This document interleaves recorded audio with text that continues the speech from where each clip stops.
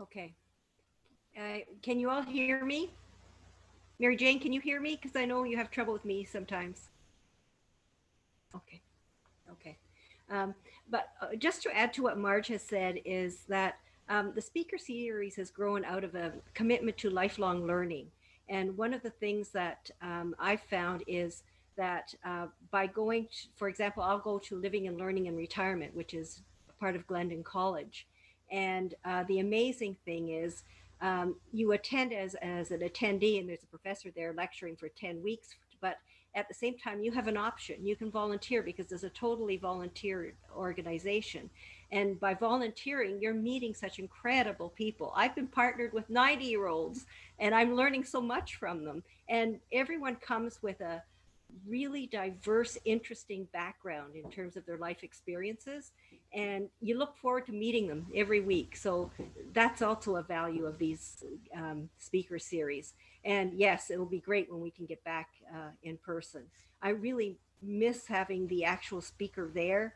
And the speakers have been giving me feedback saying that they miss that because they like that interaction. For example, during the break or afterwards, as they're selling their books or whatever. So I'm going to talk about the speaker series that's coming up. Uh, these are speakers that we had booked, believe it or not, for the fall of 2020. So I'm going to refer to my notes because it's not as close to me right now as in the past. But the first speaker, and this will appeal to you, I think, Donna, is Nina Montaneo. And Nina is a limnologist, which means that she's a specialist in studying fresh water. So it's lakes, rivers, streams, ponds, bogs, things like that. So the amazing thing about this woman is that she's a scientist, but she's also a fiction writer. And she's just recently published, well, it was last year, she published another of her science fiction books, which was quite disturbing. It had to do with water, and she didn't put it that far into the future. So I found it very disturbing. But Nina is going to be talking to us about her book called Water is the Meaning of Water. And I have it here, and I don't know if you can see it. Can you see this? It's a it's a very comprehensive book, and she's approaching it from a very different aspects. First, as a scientist, and then as an educator, and then also as an individual human being, be it as a female or as a mother, and her relationship to water. Because uh, uh, one of the things that I've been reading in the book, she says water remains one of the least understood substances to this day, despite all the studies that have been done. And so she'll be talking to us about the meaning of water from a perspective of science. It'll be part history, and it'll be part philosophy and spirituality, which in turn, if you think about the indigenous aspect of water keepers too, that's important as well. So it's about our relationship to the water as well. So that's Nina on September 23rd. So then on October 7th, we move on to Ian Desjardins, and he's going to be talking about the group of seven.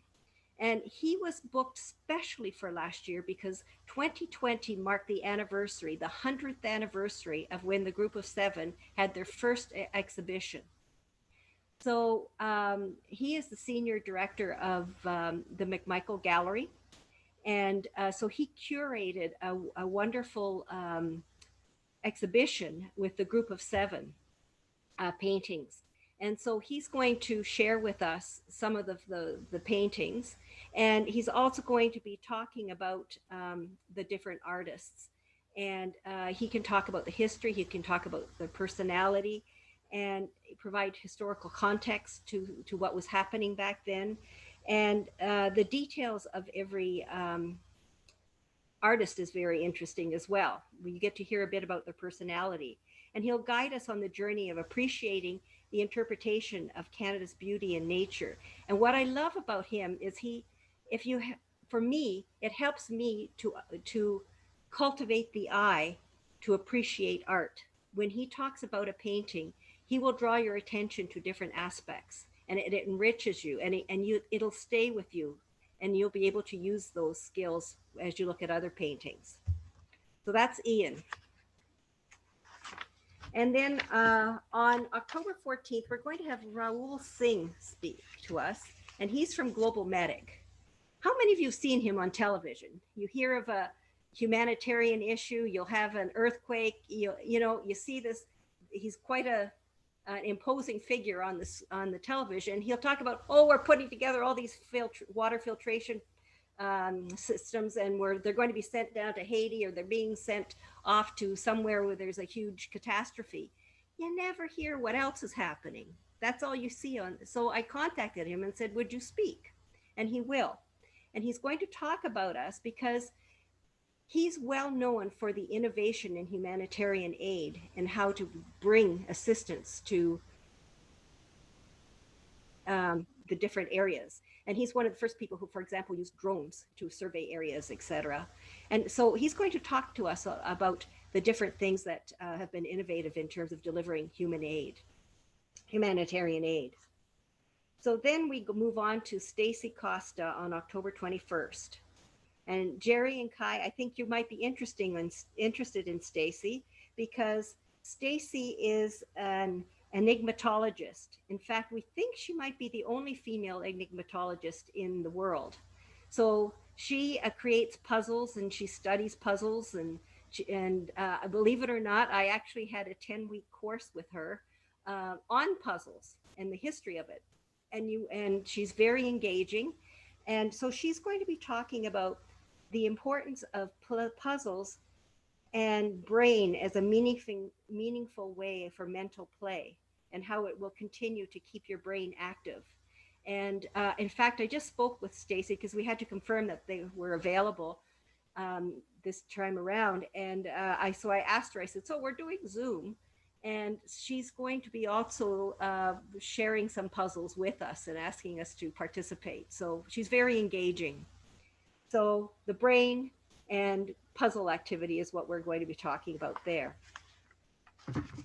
On October 28th, we have Dr. Mark Terry, and he's going to be talking about Geo Documentaries. And we've had a history of documentary film assisting in social change. And so finally, there's a recognition of Geo Documentaries assisting in the whole issue of climate change. And he's worked with the United Nations as well. And so, in fact, when they had the Paris discussions, he had actually tutored some students, some young people, and they actually put together a film that was used there as well. But he's going to talk a little bit about the Geo documents, but he's going to be screening Changing Face of Iceland, which is a third film that's going to be released in a trilogy of polar documentaries. So that's very timely. As you know, the Arctic is considered to be the canary in the cage when it comes to climate change. So this will be very pertinent. And then the last one is Ellen Besner. She will be on November 4th. It's close to Remembrance Day. If you notice the theme, it's always been something to do close to, that was particular to Remembrance Day as well. Now, Ellen Besner wrote a book called Double Threat, Canadian Jews, the Military, and World War II. And she's going to be talking about the fact that there were more than 17,000 Canadian Jewish men and women who went to war to help defeat Hitler and also to rescue some of their brethren. And it was Prime Minister Mackenzie King who talked about the fact that it was a double threat for them because they were going out. It was dangerous for them, but also it was doubly dangerous because they were Jewish when they were going into that territory. So she's spent years in researching and speaking to the various Jewish veterans. And so she'll be talking about that on November 4th. And that's the series for this coming autumn.